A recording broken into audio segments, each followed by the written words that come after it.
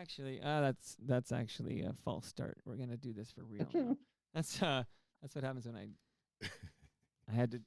I won't bother you with the details, but I had to do things differently today. Okay, here we go. What up, Mike? Toronto. VK on the beat. Check. I'm in Toronto, where you wanna get a city love. I'm from Toronto, where you wanna get a city love. I'm in Toronto, like we wanna get a city love. My city love me back for my city love. Welcome to episode 1598 of Toronto Mic'd, proudly brought to you by Great Lakes Brewery, a fiercely independent craft brewery who believes in supporting communities, good times, and brewing amazing beer. Order online for free local home delivery in the GTA. Palma Pasta. Enjoy the taste of fresh, homemade Italian pasta and entrees from Palma Pasta in Mississauga and Oakville. Season 7 of Yes, We Are Open, an award-winning podcast from Monaris, hosted by FOTM Al Grego. RecycleMyElectronics.ca. Committing to our planet's future means properly recycling our electronics of the past. And Ridley Funeral Home, pillars of the community since 1921. Joining me today, making his Toronto Mic'd debut, is Luke Sellars. Welcome, Luke. Thanks for having me. Well, thanks for being here, Luke. Listen, I was letting the people know Luke Sellars is making his Toronto Mic'd debut, and FOTM Hall of Famer Live Fumpka said it will be Sellars in the cellar, and I thought it was a pretty good joke. So there's another person joining us remotely, but before I let this FOTM say hello, Luke, I'm just going to let you know I read the hockey news, and at the foot of the cover, it said, "To hell and back, Luke Sellars' story of survival." And then I read further. Here's the teaser off the top, okay?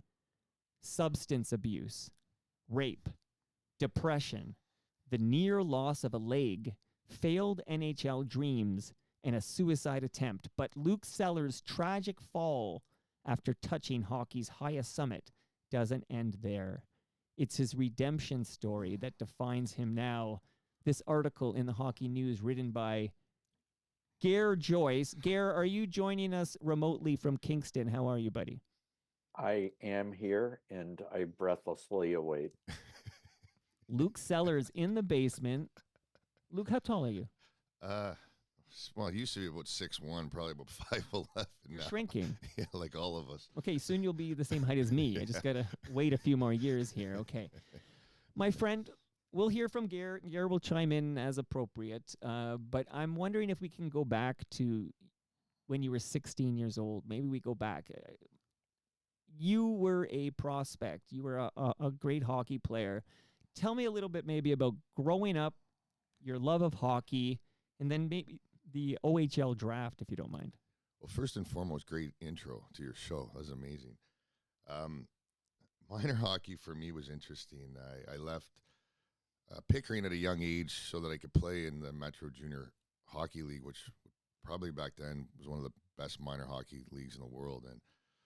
And it was a lot of fun. Played for Wexford, and we won a lot.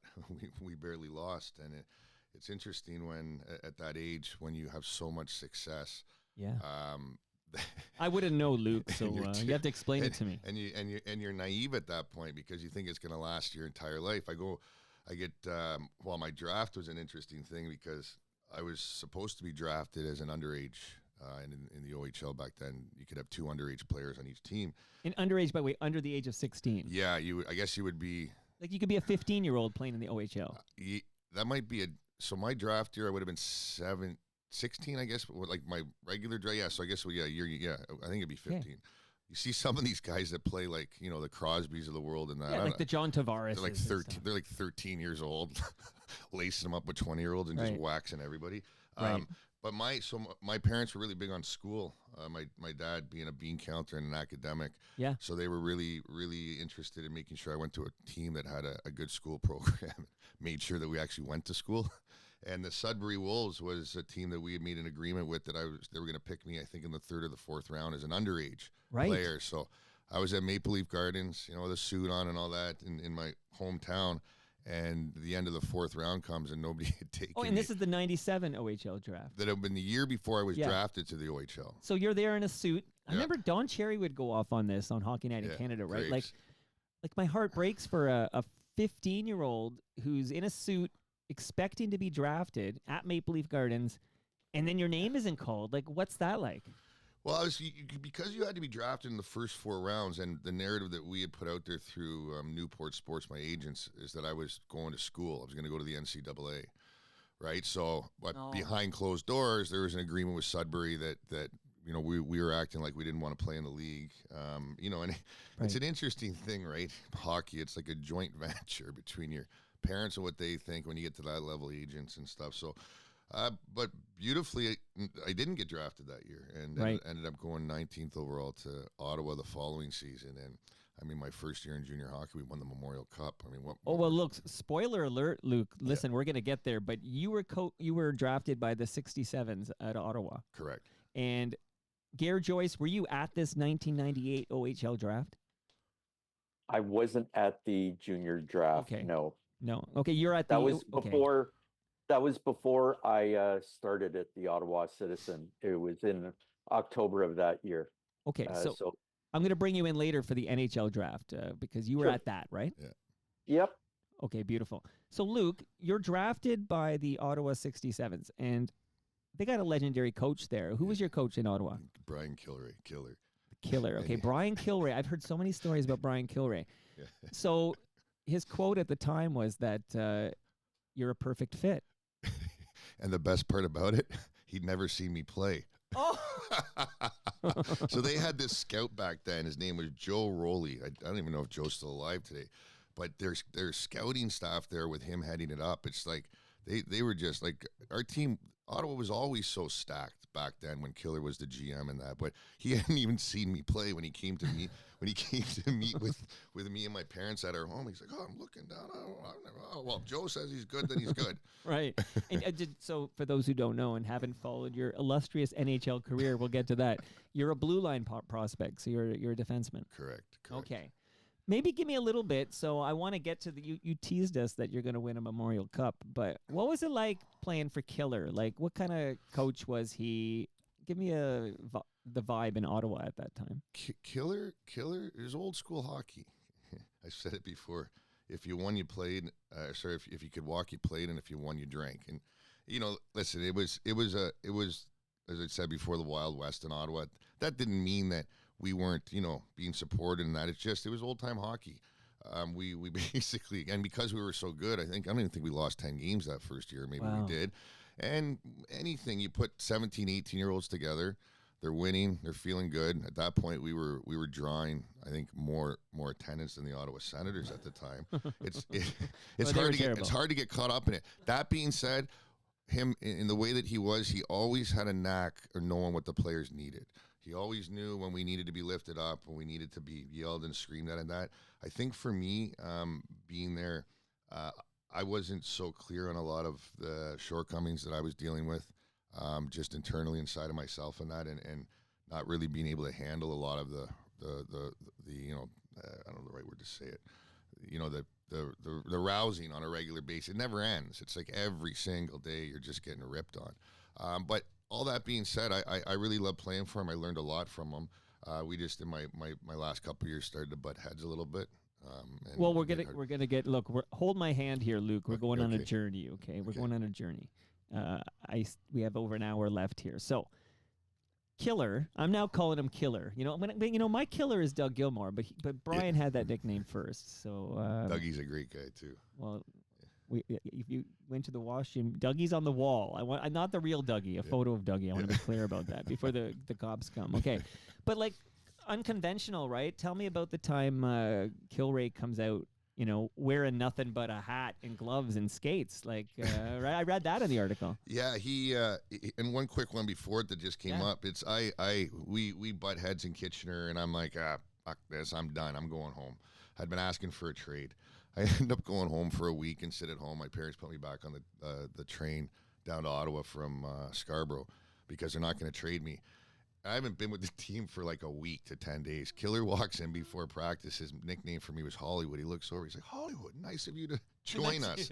And nothing else said. Not another word said about it. But what you're referring to is, when we had lost out in Belleville, and that wasn't supposed to happen, and Killer comes into the room and looks around. He says, I don't want to see any of you for a week. And all the boys are looking at each other like, is this guy for real right now? Yeah. Any other organization or team, you're going to be getting bag skated like twice a day. You got the biggest junior hockey tournament coming up outside of the World Juniors. Right, the Memorial Cup. Yeah, so in Ottawa fashion, the way we went on a 4 or 5 day bender. come back after the break, and we're out there in the ice, and we used to call him the Thriller too, the Thriller. So the Thriller Killer isn't he's not on the ice, and I'm there stretching, and you can see at the old Ottawa Civic Center there's a ramp that walks up, and here you see this man, and I think he was in his 60s at the time. Sure. He's got his old Coho hockey stick, right, that I don't think he's retaped in like 20 years, because at practice he just stands at center ice. So he stands at center ice, and all the pucks are around him, and he won't leave that position the entire practice. So you see him walking up, and he's got his stick, his gloves, his Ottawa 67 hat that he would wear, like, you remember like the B-boys back in the day? Where exactly. Skates on, socks, and nothing else. He's buck naked. Buck naked. Oh my God. Buck naked. And but like, this is where Killer's magic was. Yeah. He knew what the boys needed. We were all, going into a tournament and he came and broke the ice, and that practice was probably one of the hardest working, most fun practices we ever had as a team there in Ottawa. And when we go on to win the thing. Well, you win the Memorial Cup, and like you said, you got your junior tournament, but the Memorial Cup is that's the big deal there. You guys win. Like, tell me a little bit about this storybook season you had with Ottawa that you win the Memorial Cup. Well, I think in hockey, it could be argued that it's the hardest trophy to win, because you've got 68, 70 teams throughout the WHOQ and the O. We hosted it. That's what allowed us to get into it, because we got knocked out in the second round. I think when you're at that age, even in your 20s and that, when I played, I think there's a lack of really recognizing and realizing the essence of what's passing by you and the experience that you're having. Right. But it was beautiful. I remember it being so hot in the rink there. But the way that we won it in that fashion, it was nice too. I scored a goal in the Mem Cup. You get on the score sheet, but with Matt Zoltek scoring in overtime, it was electric. You had like 15,000 people in that stadium and only fit like 10. It was just back to back, and it was huge for the city. It was really huge for the city. It was really cool. You beat the Calgary Hitmen. Yeah, exactly. In overtime. Yeah, in OT. Wow. So next up for you, and this is where you come back into the story, right, Gary? You're at the 1999 NHL draft in Boston, right, Gary? I am, and Luke was among the Ottawa 67s who were up in that draft. Nick Boynton and Zoltek, Matt Zoltek, who scored the winning goal, had re-entered the draft. Yeah, correct. Right. Now, what happens to you, Luke, at the 1999 NHL draft? So I thought, or my family, myself, agents thought for sure I was going to be getting taken at 21 by the Blackhawks, unless somebody had taken me in the middle of the first round. And if they hadn't taken me, then I'd probably drop to the end of the first or go in the early second. So, and there was one of the head scouts with the Blackhawks was good friends with the Ottawa 67. So that's kind of what we figured was going to happen. And so the end of the first round ends, right? And I'm been sitting there drinking water the whole time. You're nervous. You don't know what's going to happen. It's exciting. You've been going through all these meetings with all these teams. They're ramping everything up like this is the biggest moment of your life. Right. So I'm sitting there drinking water all through the first round. The first round comes to an end, and I look to my agent and I said, "Can I go to the washroom quickly?" Right. Sure. So I go up the stairs and I'm there, and like midstream, and I just like, oh, right, and all I hear over the loudspeaker, Luke Sellars, chosen 30th overall. But I didn't hear who they said drafted me. Oh, right. So now I'm coming out of the washroom and I'm trying to put my, tuck my shirt in. I'm like, what the fuck, right? I'm walking down the stairs. And you can swear in the show. Yeah, I'm walking. Yeah. My mom doesn't like hear me. So okay, because you're self-censoring. I want the listeners to know. Yeah. So I'm thinking, what the fuck? right? So I'm walking down the stairs, but they haven't put it up yet to see who chose me. So I had no idea. Ended up getting down on the floor and realizing who it was, and I think the reason why they ended up picking me was a scout that used to work for the Maple Leafs, Danny Marr. But I hadn't spoken to him. I spoke to him like the first week of the season. So for Atlanta to take me, I'd never spoken to any other. You know what I mean? Okay, so just so we all understand, listening as we follow along with this story. So the Atlanta Thrashers, shout out to Ridley Funeral Home. Okay, the Atlanta Thrashers pick you the second pick of the second round. So that's the 30th overall. Correct. And I keep hearing about. So this is early in the second round. What kind of a signing bonus do you get with this contract? My bonus was $500K. I think the max I could have got was like 1.2. I ended up getting mono. I played the second half of the season with torn abdominal muscle, and thought that we were on an agreement with Atlanta that I probably wasn't going to be performing the way they thought I was. So when they came to me with that offer, it felt low, but I mean, come on, you're 20 years old, and they're like, here's $500,000. Like, yeah, who can't be happy?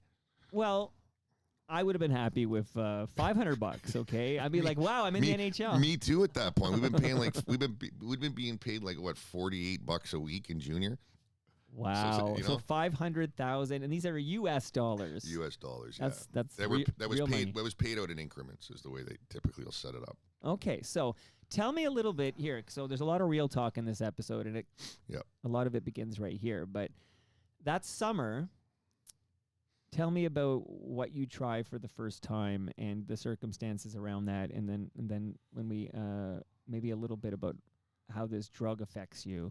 Talk to us. Yeah, I got mixed up in cocaine, and through a lot of therapy and looking back into just the history of my life, working with different people and therapists and that, I came to realize that there was an issue throughout my adolescence where most men are getting naturally turned on, masturbating, that type of stuff. That wasn't the way that it was for me. How could I know that there was something not going on or something wrong there? Because it's not like you're having conversations. Well, can I dumb this down a bit? Because we got to talk real time. So you weren't having boners, basically. Yeah, exactly. I'd have to really, really, really, really think about it. Like I don't know. Okay, because you're right. Because you're a teenager, right? Yeah. So a typical, again, nothing's normal here, but a typical teenager, the wind blows in a certain direction and you're ready to go. Exactly. But you didn't experience this, but you aren't sure what is typical because you're living the one life you got and you don't know. But when you're doing this coke, and again, just so we understand, you're not doing coke with teammates on the 67s, right? No. These are like buds from the neighborhood. No, cocaine was never anything that was part of our hockey team there. It saddens my heart to hear about the amount of cocaine use in junior hockey clubs today. But for us, it wasn't there. I didn't even smoke weed in junior. Just drank beers. You had a few guys that would smoke weed. Yeah, beer was your drug of choice. Yeah. But coke was not around. It got introduced to me by friends back home. But what was the correlation between, trying this coke for the first time after you get that $500,000 signing bonus and your, we'll call it your ability to become aroused, to get an erection? Yeah, so the first time I did a line of coke was with two buddies. I violently puked after I did it, but then after that, we went out to a bar to have some beers and that, and I found that I was really aroused and attracted to women, and which that would never happen for me. I don't know. It's hard for me to explain it. And even from a medical perspective, the type of surgery I had at 11 or 12. Well, let's talk. So there is a medical reason maybe why you were you had your sexual function inhibited. Yeah, well, and that's just it. Our modern medical system doesn't really acknowledge that them cutting you open can sever nerves and electricity and circulation and that. What allowed me to come to realize this and really have clarity with it is working with Chinese medicine and Japanese medicine. It's basically, if you think you have meridians that run down the body, they'll typically cut you this way so that they can reattach. If they cut you this way, you can risk the potentiality that the electrical system or that part of it isn't reconnecting. And from my experience, that's basically what it was. The moment you put blow in front of me, my mind now went in one direction, and it was wanting to have sex. I never even thought about wanting any of that kind of stuff. But being around your buddies and things and women throwing themselves at you because of your status within hockey and that, sure. right? And then well, I mean, you start to question: is it? Well, am I gay? Am I not into women? And I arrived at the fact that it wasn't that. And you discovered through happenstance here, you discovered that when you take cocaine, your sexual function is A-okay. It's no longer an issue. I would say it goes way beyond. I would say Wow. insatiable. I would just like basically have mountains of coke everywhere. I'm just trying to I've never seen cocaine. Yeah, You know that? beautiful. I've Good. Okay. I'm happy to hear that. Do a little sales pitch. So you're not, and we'll get to this later, but you're not on coke. You don't do coke anymore. No. Okay. And there's no by talking about how amazing coke is, you're not going to have a relapse or something. Not at all. Not at all. Even just talk. So tell me then. I'm going to live precariously through you for a moment, Of course. because I've produced shows for Peter Gross and John Gallagher, and there's a lot. Steve Anthony's been over. A lot of these guys from the '80s, though, a lot older than you. They did a lot of coke in the '80s. Okay, and I gotta know, what is it like, man? Can you describe it? Other than the fact, all of a sudden, like, your sexual desire peaks and you're able to perform, it's doing something there. But like, what is it? What else are you getting out of coke? Or maybe that's enough. For me, that's what it was all. That's all it was. That's all it was, right? And I mean, obviously, you look at the quality of the stuff. You go back to the '80s. I mean, you hear the stories of the Edmonton Oilers. I mean, the whole team was high. Grand Fear, they high the whole decade. But for and me, it worked for them. For me, literally, you and I could be hanging out, having beers, and this is how coke would affect a lot of people, right? Hanging out, having some beers, shooting the shit. All right, you want to do some blow? All right, I do a line of blow. Next thing you know, I'm on the phone calling whoever will sleep with me now, and typically there'd be 20 of them in my phone, or I'm going looking for it. It was like literally one-tracked mind. Nothing else mattered. Right. Nothing else mattered. And the craziest thing about it is it wasn't about ejaculating. It was literally just about being in the act of some sexual type of act, which typically would involve more than one woman, more than one well, woman. again, you have an NHL contract. Yeah. Puck bunnies want to be with you. Exactly. But when I look back at it, and it's, I mean, and this probably sounds crazy to a lot of people, I genuinely yearn to just be close to somebody and to be made to feel like I was powerful and special. And that's exactly what I get it. It's almost like you're craving the intimacy. Yes, exactly. And I think that's something that exists for a lot of men, where we don't have true intimacy in our lives. And what does that really even look like, right? Luke, I know this wasn't your intention, but I got to score some coke this weekend. I want to know what it feels like. You just did. If there's a PSA for coke, I'm telling you, you as a spokesperson for coke, I mean, I'm like, give me some of this. I need to feel that. But then the problem is, for guys like me, there's no off switch. And then it's, you've been up for 2-3 days. You're so paranoid. I mean, you're hiding in the closet of your own home because you think, I don't know, the police are kicking the door in or something. Then you finally come out of that and think it's a good idea a few days later to do some more blow and go on another bender with another chick or couple chicks to arrive in the same place again. It's horrible. Well, that shit'll kill you. It's horrible. We hear about like George Michael, and we hear these stories, and it's like, oh, they did coke, and it's like, oh, that's what happened. Look at how many guys, hockey players, that have OD'd or passed away in the last couple of years just because of, well, they say that they can't diagnose CTE until post-mortem, but that's exactly what was going on. Wow. Okay, let me ask you, if you don't mind, since we're delivering the real talk, and I did see it published in the Hockey News, so I feel comfortable going there, but can we talk about that summer, like, you're out partying at a after-hours club? Yeah. Like, if you don't mind opening up about that.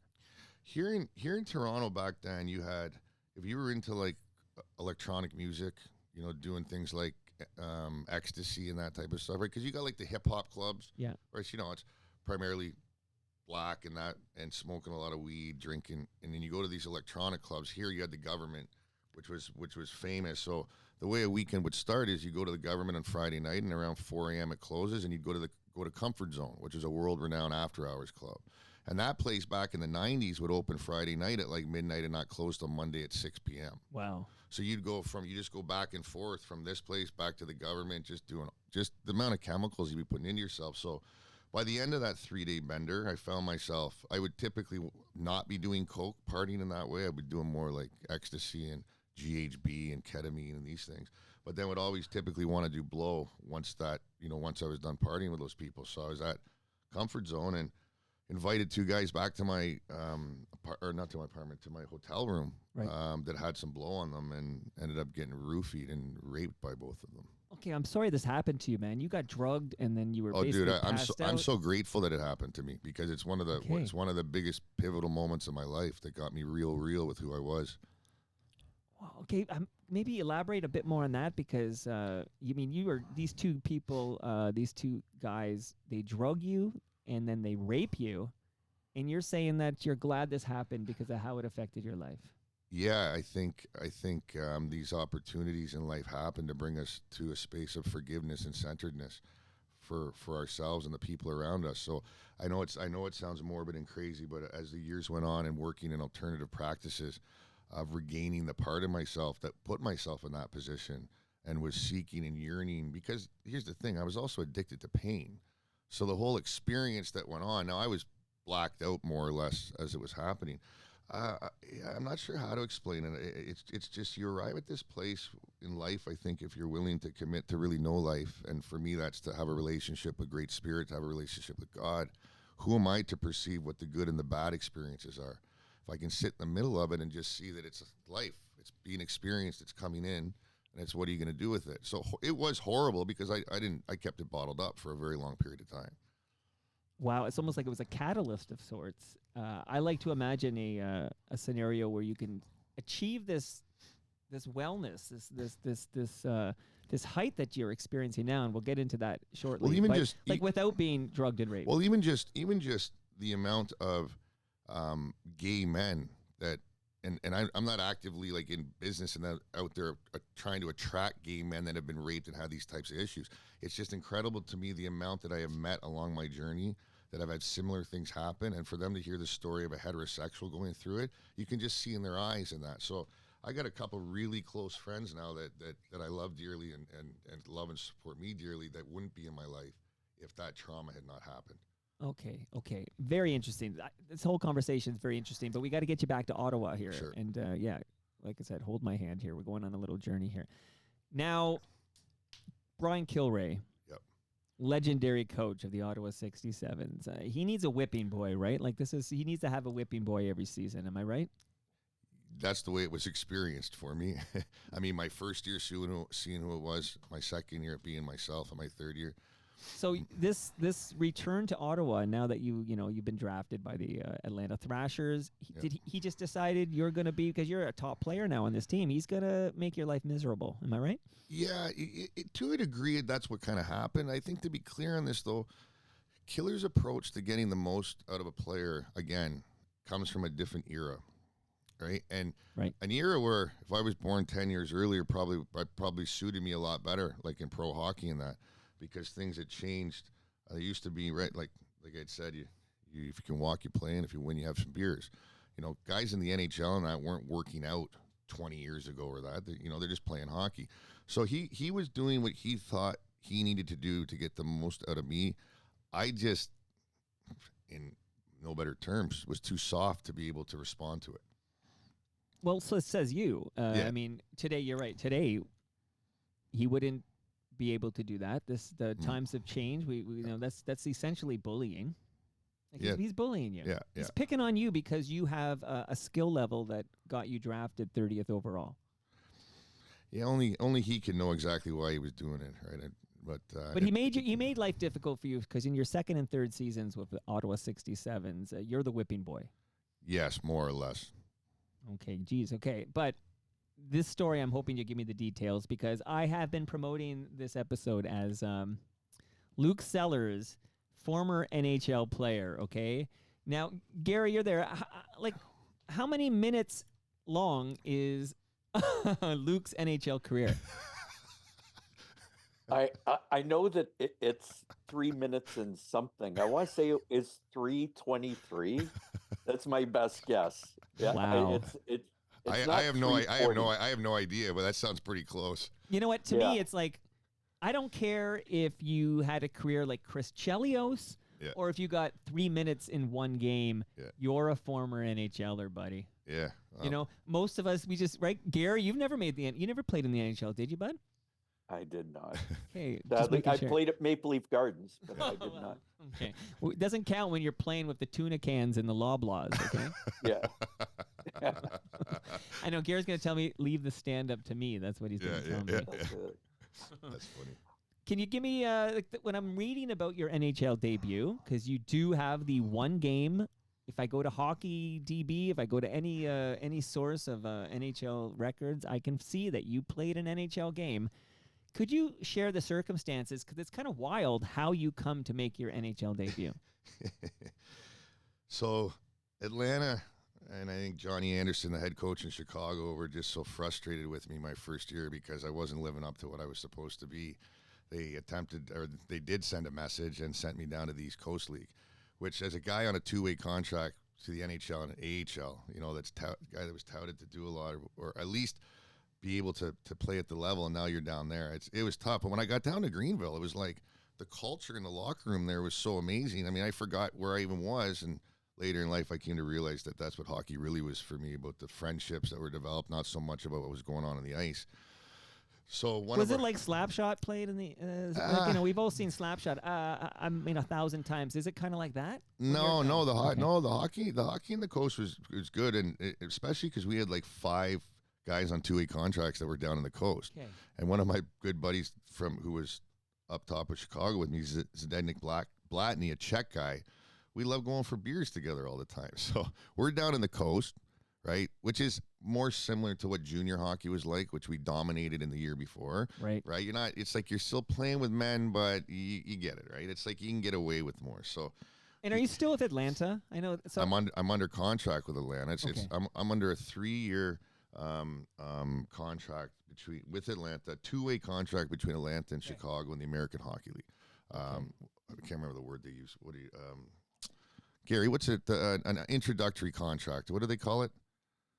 Entry level. Entry level. There you go. Okay, so you're on. So obviously, how do you come and you make your NHL debut with the Atlanta Thrashers? Yeah. So Blatz comes to me after practice and he's like, in his broken English, let's go for some beers. I'm like, perfect, because you go for lunch at noon. You could drink 12. A lot of beer in hockey. Be home and be asleep by 6 and not be too rusty the next morning for practice. Right. Well, I think we ended up getting home, each of us, at like 7, 8 o'clock. We were feeling pretty good, and come to practice the next morning with the usual. Gonna put my gear on, sweat this out. The best I'm gonna feel this morning is until that hot shower after we're done this practice. And before we even go out, I get called into John Marks's office. Now, if anybody that's played with or played for Marksy, Marksy's Marksy. There's no way that you can even describe this man. He's like 6'9", not really. He's like 6'3", 6'4". He's got this dominating presence and this like white fox hair and all that. So he's big in the room, and it's like a small little room like this. Yeah. It's like, oh, and he's got to chew in all the time. He's like, look, I don't know how he says. He's like, And it ain't big league chew either. No, right? And I think he said something along the lines like, Luke, you're going up. And the first thing I thought was, fuck. Because I didn't really like it in Chicago because it was an older team. And it's the Wolves. Yeah, the Wolves. They had been an IHL team up until that. It was their first year in the A. Their owners got quadrillions of dollars, so they've got a lot of guys that played a lot of NHL games that are there, right? Right. Playing there. And they're older. Here I'm like 20 years old and running around like a kid with my dick hanging out and all this kind of stuff, right? And so that's always my first thought. I'm like, fuck no, I'm having way too much fun here in Greenville. He's like, no, you're not going to Chicago, you're going to Atlanta. Wow. Okay, so you think you're getting called up to the AHL, but in fact, they're sending you to play for the NHL Atlanta Thrashers. Exactly. And so what do you even think? How did I just skip a league? Now I'm gonna. No, I'm trying to understand. I couldn't. I was so bewildered. Even my whole flight there, I was just like, this can't really be happening. And the flight was delayed, so I get there like, I don't know, 10 minutes before warm up. And I'm not a guy that does that very well. Like I typically be at the rink like 3-4 hours before a game and just right, talking to security guards and doing all kinds of whatever. Right, just the whole thing, being around the boys and stuff like that. So right. So it was. Okay, and we as Gare has disclosed, you don't quite get to 4 minutes here, but you get on the score sheet, right? Yeah. Can I jump in one sec? Yeah, please. Yeah, it was in fact you were called up, but to Ottawa, the Thrashers were in Ottawa, Yes, yes. right? Right. So, Right, because Yeah. you get Oh, yeah, that's right. Where I just finished playing my 3-year. Right. Yeah. That's yeah. So okay, so just so I understand these circumstances though, like there was no one else higher on the depth chart. They needed a defenseman to play against the Senators in Ottawa, and you, even though you're playing in Chicago for the Wolves, not the Blackhawks, you're the guy they tap on the shoulder. The Chicago Wolves were in Utah, and there was no flights going from. So Garnet Exelby, who ended up playing a lot of NHL games. I know, yeah. Yeah, real tough guy, and one of the hardest working guys I ever saw. Just a really good dude, but he was on the depth, was top on the depth chart, and Right. they couldn't get him a flight. Okay, so this perfect storm or whatever. Go ahead, Gare. yeah, I was going to say, so that, I mean, you never hear of someone getting called up from the East Coast League No. to the NHL. Just doesn't happen. Unless they're a But this fighter was- or something, like a really like back in Yeah. the day, you needed a goon because it was gonna be a tough game, and you brought up this goon from the I don't know, just to come get 45 minutes of major penalties or something. Something like that. But you could get from almost anywhere to almost anywhere. Yeah. But there was no getting from Salt Lake City to Ottawa. That's a wild story, Luke. But Well, there you are. And the thing is too, right, is you're going from the East Coast League and the pace of play to the NHL Right. with no real prep. Like I didn't get a morning skate with the boys. It's like when I got out for warm up, Yeah. I was just like, I remember, you know what, I tip my hat to Kurt Fraser. He was the coach at the time.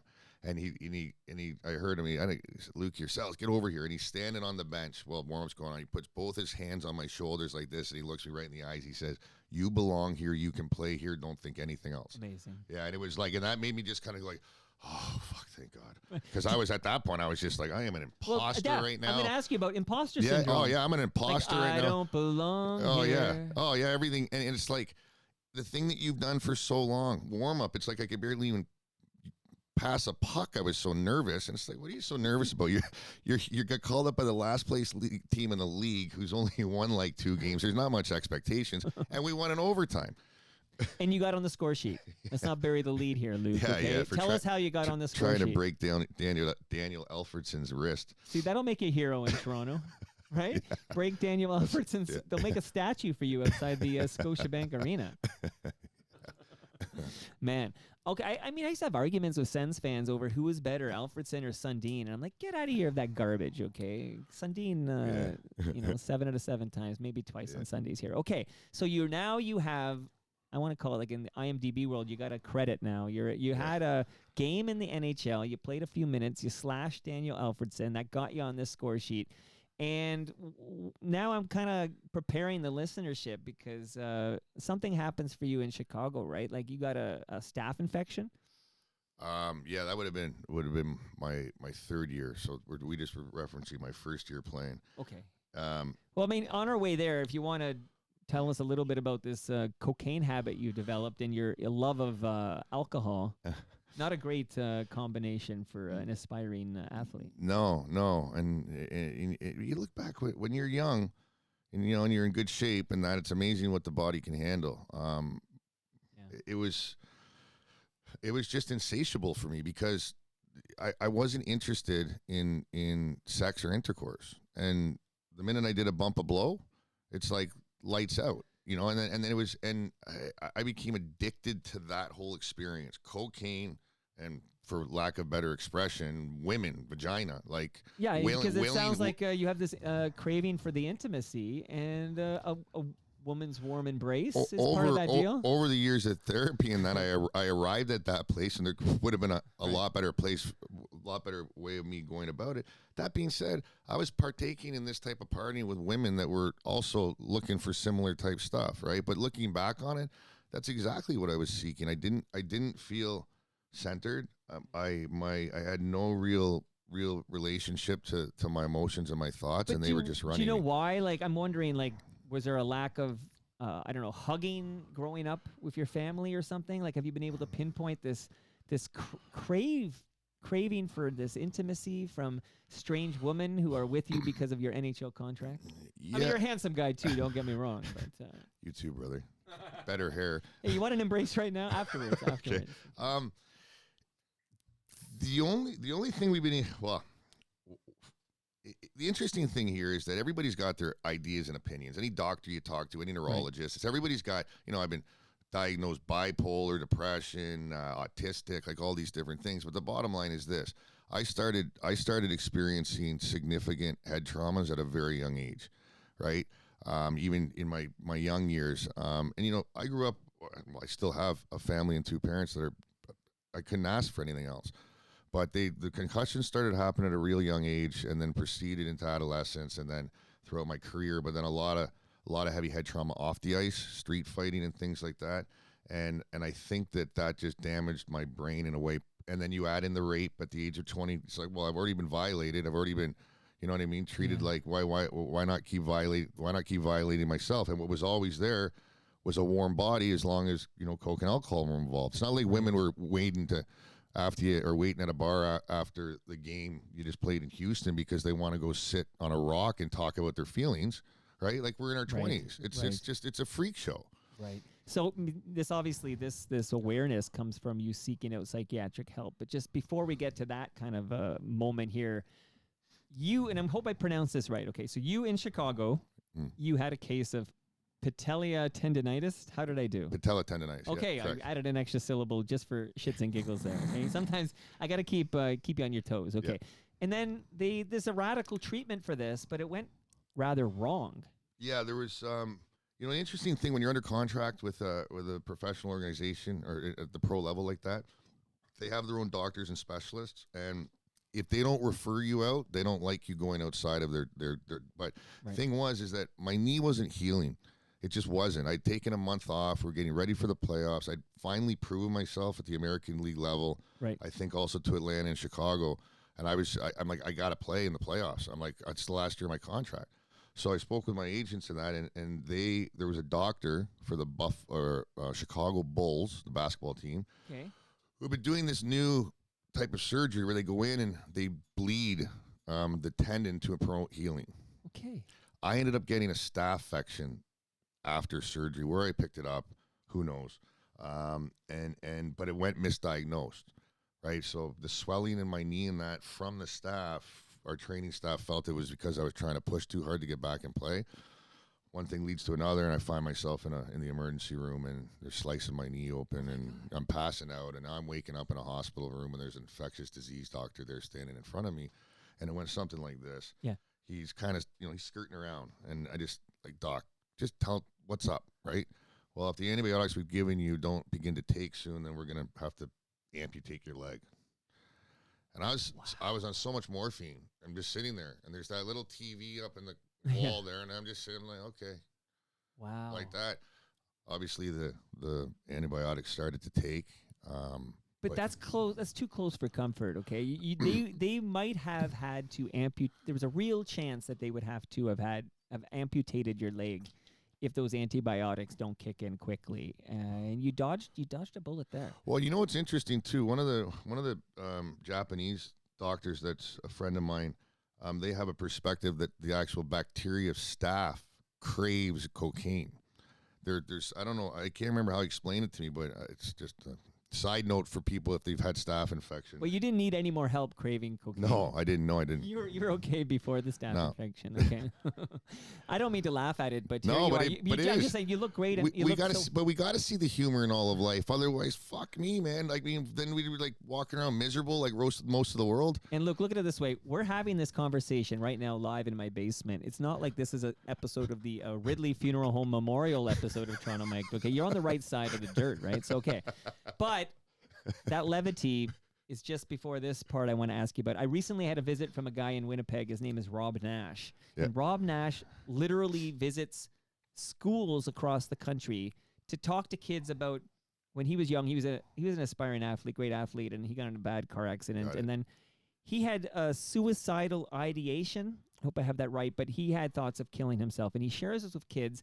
And what happens is the children who have written their suicide notes give them their suicide notes because they don't need it anymore. Like, you really do need to listen to this Rob Nash episode of Trying to Make. You'll get chills. I will for sure. That's beautiful. It's beautiful. And he actually tattoos on his arms the names of the kids who give them their suicide notes. That's amazing. And he's got just ink. That's incredible. That's beautiful work. What a beautiful man. Yeah, he's a special person, that guy, for sure. But you're a special person as well. We're Gare Joyce already said, I got a special person, Luke Sellars. You got to talk to him. But now that I've introduced the Rob Nash touring the country, it's, from what I read, this great writer, Gare Joyce, wrote about it. I don't know if you know him. He's really good. But maybe you could share and open up a little bit about I'm going to mute him so he can't respond to that. Open up a little bit about your death wish at this time. So we've got you. They almost have to amputate your leg. It's close call. You're still addicted to alcohol. You're addicted to cocaine. You've talked about what's going on. Tell us your story at this point. Yeah. I think just sidebar to this. Yeah. This whole issue that we're seeing in football and hockey, and that they're referring to as CTE, or we're in the US, CTE. It's a real disease. It is, right? Or well, as they can't diagnose it until post-mortem, call it traumatic brain injuries, whatever it may be. Mm-hmm. When you had this many hits to the head, you don't process life the same way. The level of irritability, the lack of sleep, like for me, the way it presents itself, and I'm in a much better place than most guys that are dealing with this that I know, by the grace of God and just the teachers and the systems that I've been working in. But when you start to feel like you don't want to be here anymore, and for me, it was heavily related to the outside world wasn't the way that I wanted it to be. And I was conditioned, like a lot of us are, to look to the outside world for the answers when they don't fucking exist there in any faction. And we could break that down, to the, micro level as much as we do. They don't exist outside. It's the relationship that we have with ourselves inside and then looking from the inside out. And I think in living in that way, now we're not attached to the outcomes or what's happening. But for me, I was living outside in, and my hockey career had gone to shit. All the people that had held me up on a pedestal from where I come from were now looking at me as a failure. You could hear the whispers, or you go walk into a restaurant or a bar, and then I was just no high school education. You start to fantasize about it. How am I going to do? It's the only thing I was thinking about. You were thinking about killing yourself. On a daily basis. And I wanted to kill myself in the most fucked up way possible that would hurt the most. However, the one thing that has kept me alive, and I say this time and time again, I'd either be in prison for the rest of my life right now or dead if it wasn't for my mother and my father and the love that they have for me, and them not just continuously showing up and never quitting on their son. Oh, man. So how close did it come? How close did we come to losing you?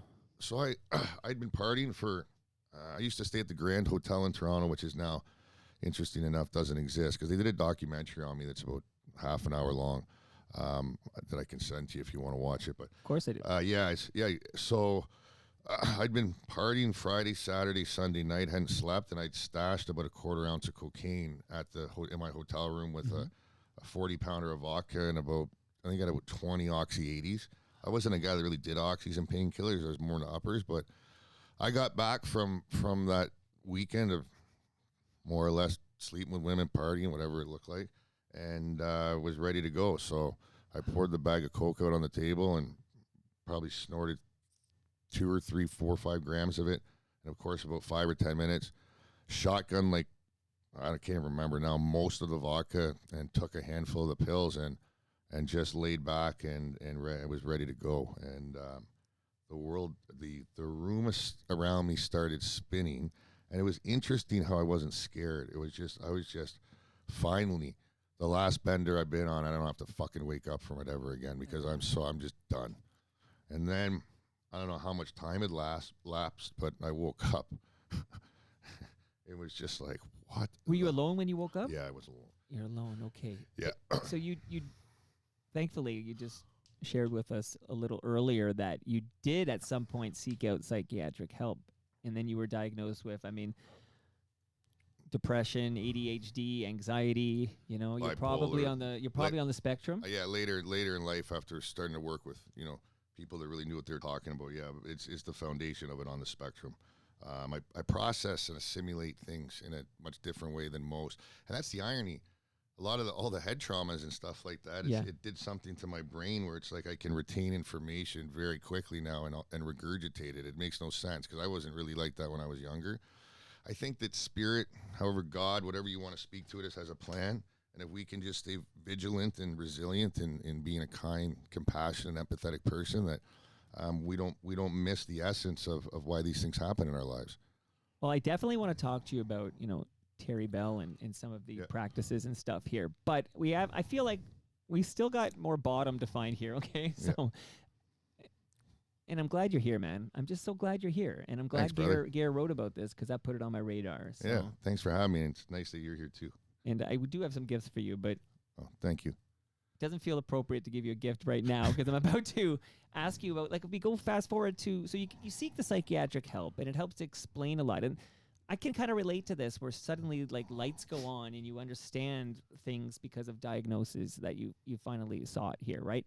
And then in 2016, this life you live, this hard living. I mean, I'm hearing about, the boozing and the coke and how and you likely have CTE. And now I'm thinking of Junior Seau and all these horrible stories of people who suffer from CTE.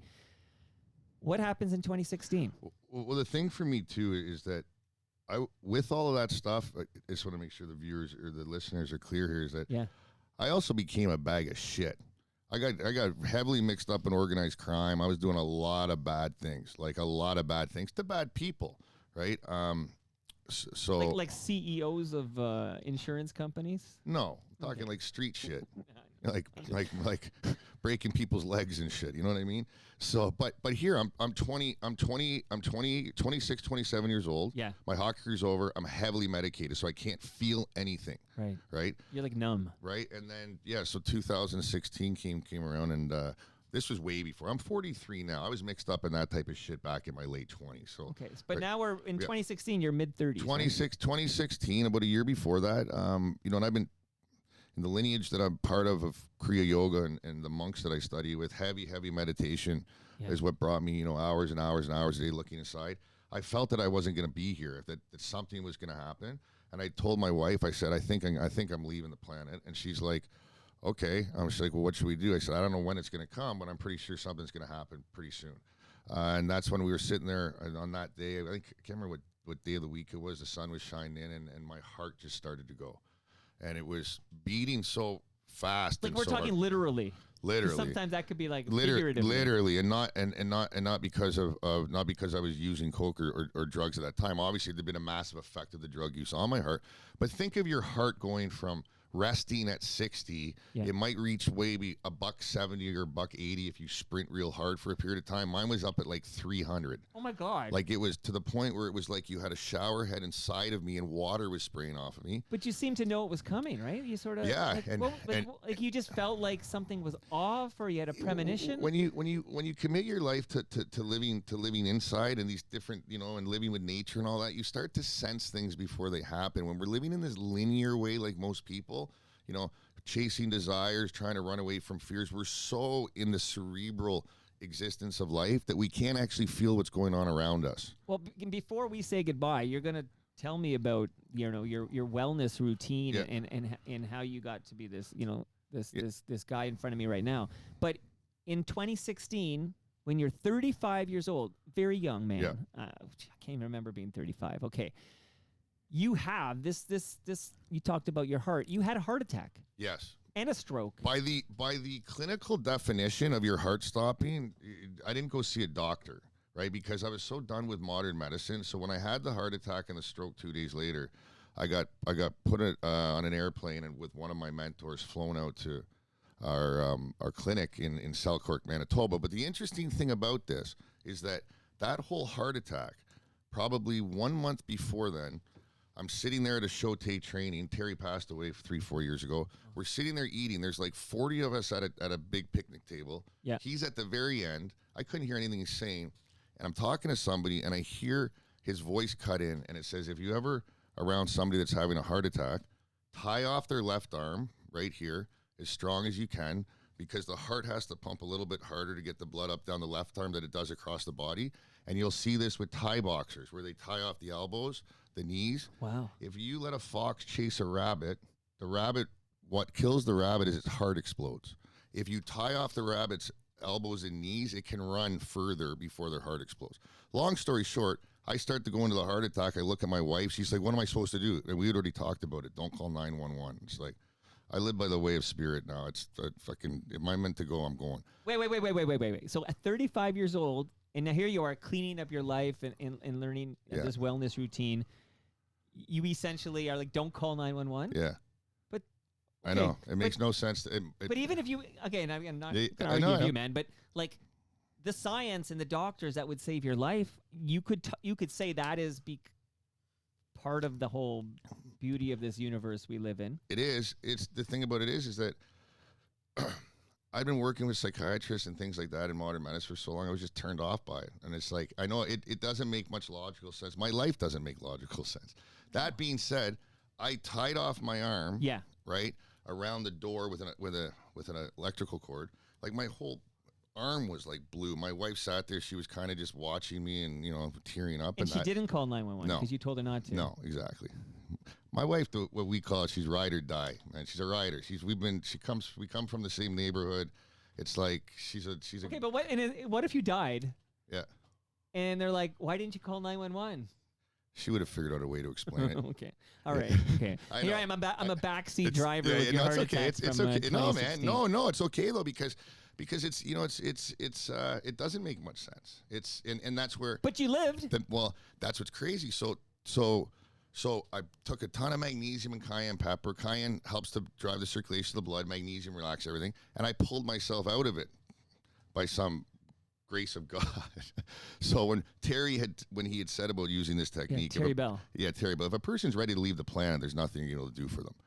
Thing about it is, 2 days later, I wake up to go to the washroom and had a mini stroke and went ass over tea kettle down a flight of stairs like this, Right. and landed on my head, and that's when I had the first near-death experience, and I went up the tunnel and had that whole experience up there. You know, this is like Seinfeld when she yada yada yada is the best part. Okay, so hold on. Okay.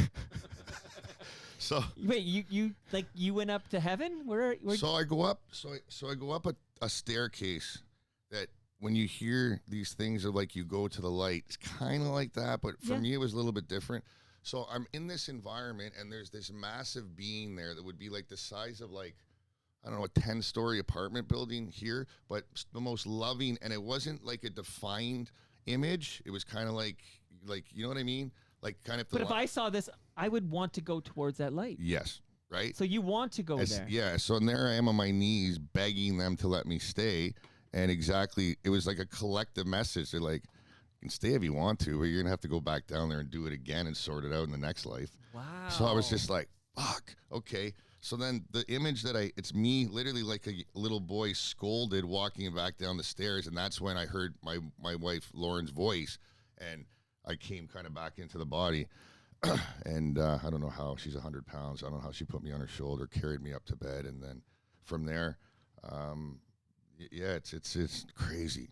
But the thing is that to work in the paradigm of what I do now for a living, which is an extension of who I be as a human being. Well, what do you do now for a living? So as a herbalist, work with people in aiding and assisting everything from 4-stage cancer to not being able to take a good poop. I've got a school of meditation. Okay, herbalist, meditation instructor. So I have a company, Vibe Herbs Meditation and Mindfulness.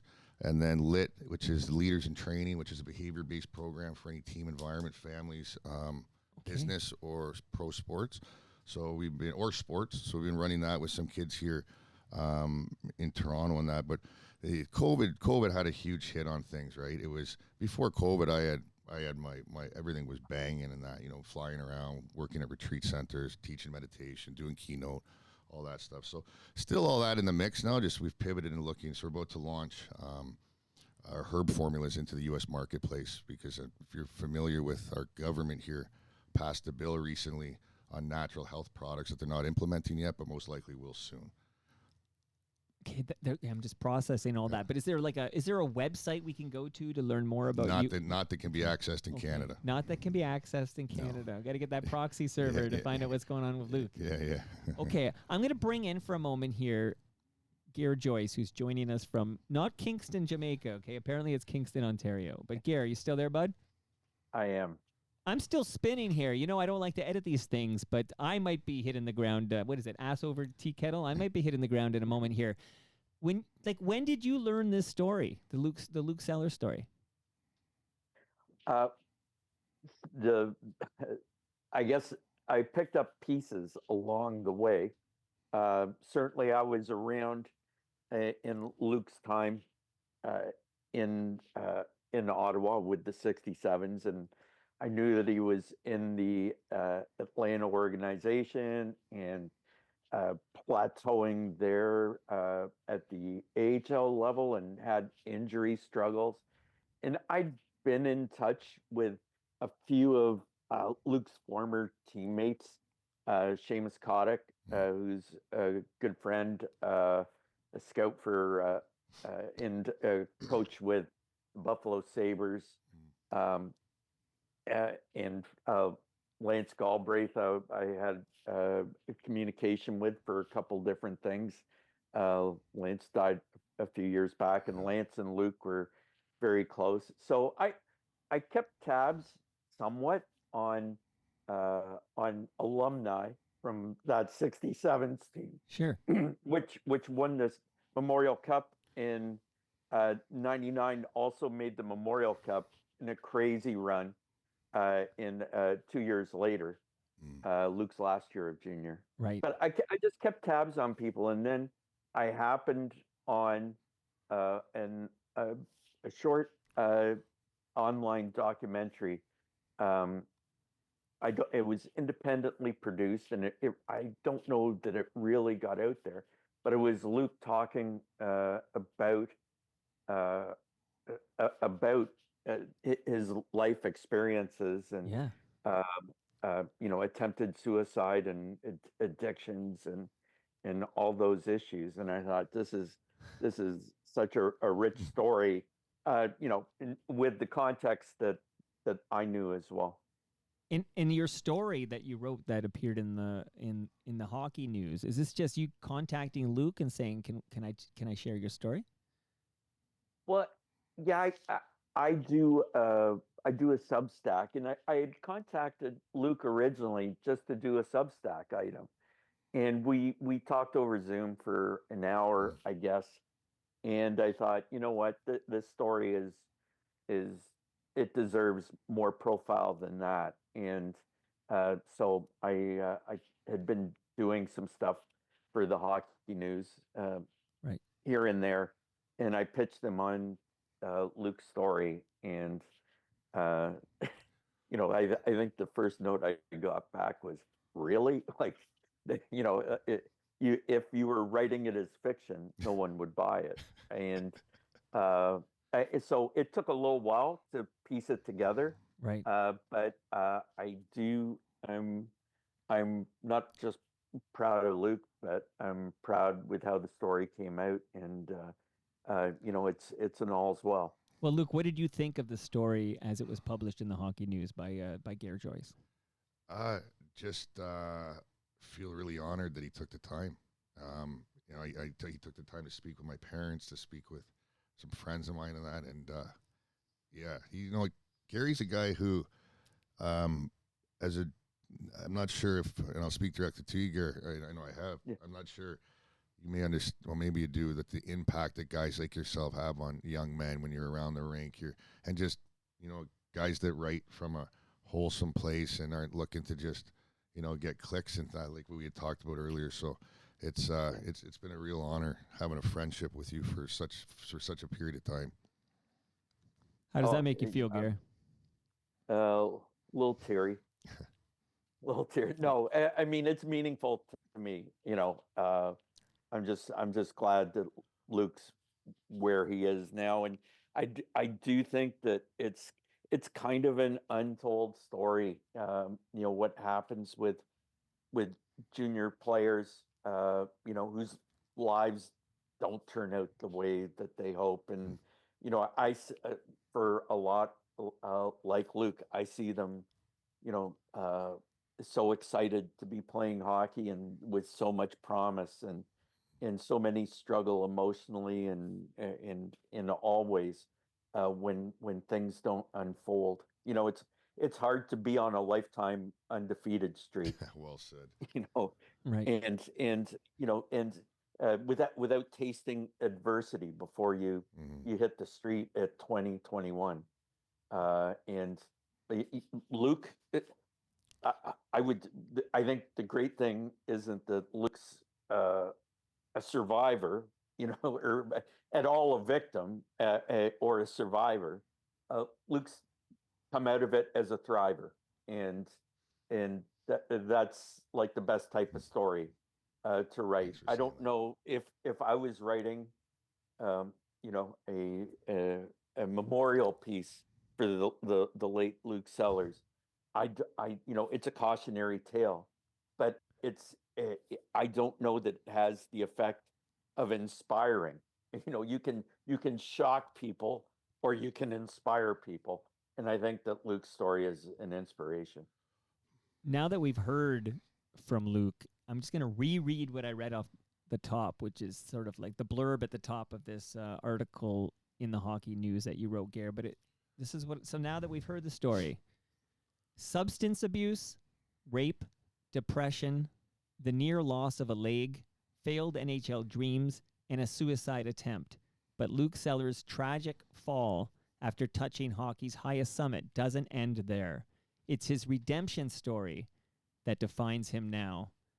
So here, before we say goodbye, I feel like I really want to get a little more on how Luke Sellers is doing as we round out 2024, because I just met you for the first time. You look fit as a fiddle. You look great. So I'm going to get that. But I do want to give you just a few quick gifts here because you made the trek here. Do you like Italian food? Of course. Okay, I've got a large lasagna for you in my freezer. You can take that home with you. Where is home these days? DVP in Lawrence. Okay. Yeah, just up the street. Up the street. Okay, so you're going to bring that lasagna home with you. Thank you, Palma Pasta, for sending that over. Ridley Funeral Home, who don't want to see you anytime soon, okay? And it sounds like you've got things straightened out. That's a measuring tape. Perfect. Measure what you wish, okay? I don't ask any questions about that, okay? Moneris has sent over a wireless speaker. That's a Bluetooth wireless speaker, and with that speaker, Luke, you can listen to season 7 of Yes, We Are Open. You mentioned Winnipeg a moment ago, and Al Grego, he went to Winnipeg to talk to small business owners about their triumphs and tribulations and what it takes to make it as a small business owner in 2024, and he puts these stories in Yes, We Are Open. So season 7 just wrapped, and it's a great listen, and Al does a great job, and you can listen to that with your... Amazing. And a quick shout-out to Great Lakes Brewery. We got a great season-ending episode that we're going to drop on Tuesday. It's called Between Two Fermenters. So subscribe to that podcast. And there's no more... You're clean now? I'm just curious about your use of... You don't drink anymore. I'll have a few beers here and there. Okay, so if I give you some fresh craft beer, I won't hear about you. Gare won't write me to say, "Oh, Luke's in a ditch somewhere." Not at all. Okay. Not at all. Well, they brew great. Everything in moderation, right? Yeah. Okay, so Great Lakes is going to take care of you. And last but not least, before we find out how you are on your way out, and then I got to rush to my daughter's holiday pageant. I promised I'd be there, but I can't disappoint Morgan. She'll never forgive me. Okay. But I do want to let you know that recyclemyelectronics.ca is where you go if you have some old electronics, old devices, old cables. You don't throw it in the garbage because the chemicals end up in our landfill. You go to recyclemyelectronics.ca. So, Luke, before we say goodbye here, and it's been an absolute pleasure hearing your story, how is life today? I want to know about your wellness level. Like, how are you doing? When I realized that my true mission here on this planet was to research what it truly is to be human, it allowed me to have an awareness to a lot of these traumatic experiences that occurred in my life. That being said, I've also experienced the polarity of them because we live in a polarity field. So, I hate you, I love you, right, left, up, down, love, fear, which is the way that most people are experiencing their lives. For me, life has come to a point where happiness is really what I'm seeking, or even peacefulness would be a better way of looking at it. Happiness, I think, is a bit of a fleeting emotion. Peacefulness comes from deep, meaningful relationships. I mean, Harvard's done a study for the last 100 years that what equates to happiness is deep, meaningful relationships, not money, not assets, not these different things. And I think that if we commit to developing that deep, meaningful relationship with ourselves, and that's in the time when nobody's looking or nobody's watching, it allows us to show up out there in the world in a sense of being empty so we can be filled up with life's experiences. So my daily practice, I live in what I call 4-quadrant living. It's the way that a lot of Tibetans live in the villages and that, where we sleep from 9 p.m. to 3 a.m., From 3 a.m. to 9 a.m., we do our own inner work, meditation, time with nature, reading. From 9 a.m. to 3 p.m. in this context is when you would work in that. And that's why you're here in that quadrant. Yeah, and then from 3 p.m. to 9 p.m., it's just time with family, time in silence, meditation, and that, and then lights out again at 9 and rinse and repeat. So it puts us in alignment with the circadian rhythm of the earth, moon, and the stars. There's this. And you adhere to this? Huh? You got what? You got like I teach. alarms? Oh, I've been doing it long enough. I teach it to people now. No. I feel like I need more than 9 p.m. to It 3 naturally happens. Well, like when you look at the CTE stuff, the way that they're treating it in the neurologists and the Western medicine, there's so much that they're missing. Even just like the sun sets or comes up in the east, rises in the east. There's what's called colonial mass ejections, what come off of the sun, solar flares. There's radiation that comes off it. It's what makes the earth spin. If you're sleeping north to south, your meridians, those are running right through you. So something just as simple as putting your crown to the east when you sleep can go so far in how you feel when you wake up in the morning the next day. So there's so much that we've forgotten in this part of the world because we're not a culture here who commits to the daily practices and really with the intention to know God or to know where you come from.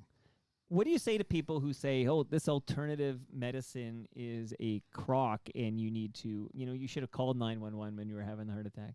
It's okay. Perfect. To each his own. To each their own. To each his own. Yeah, exactly. But I don't live in I accept every human being and how they choose to live their lives. Because who the fuck am I to know what you should do or not do? I haven't walked a day in your shoes.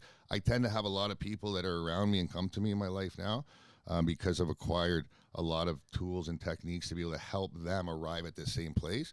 I'm not real big on like, do this, do that, and then intellect stuff. It's like, here's a meditation to do. Let me know how it worked for you. Come back in a month. And it's clearly worked for you. Yes. Because you're not, but no, I'm just curious. So, because you had the heart attack and the stroke. Yeah. And you fully recovered. Yeah. I mean. Oh, because you hesitated there. The reason I hesitated there is fully recovered from the state of how I'm living my life. If they did another scan of my brain or whatever, I'm not sure what they would say. So, but did you supplement? So, like, obviously, this is working for you. The circadian rhythms, as you said, in the way of the Tibetan monks. It's sounds like it's working wonderfully for you. But do you also see a cardiologist? No. See, I find this interesting. I also work with the herb formulas that my mentor developed. What we think to be real and possible in this part of the world, even on this planet, is so far from the truth. And that's hard for people to wrap their heads around because we're so science-based. But what science means distortion. Just look at it out there. It's ridiculous. So in my life and in my daily practice, I've come to live and experience life in such a beautiful way because when you see someone with 4-stage cancer that was told they're only going to have 6 months to live, and that was 2 years ago on a couple herbs that were developed by your teacher that helped save your life too, it's like, we start to get into this relationship with one another. Go to the hospital and tell me how loving it feels going in there.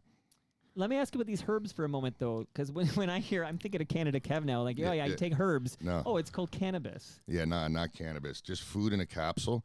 Herb formulas that he developed over 40 years that we use as practitioners to help aid and correct. And is Terry Bell the he or am I? He's a man. Yeah, but that's the person you're referring to. Yeah, Terry Bell, who's no longer with us. Yeah, I'm sorry to hear that. No, it's okay. It's okay. Yeah, he developed a system called Shote about 40 years ago, and this is in Manitoba, right? Yeah, and dedicated his life to learning everything he could about health.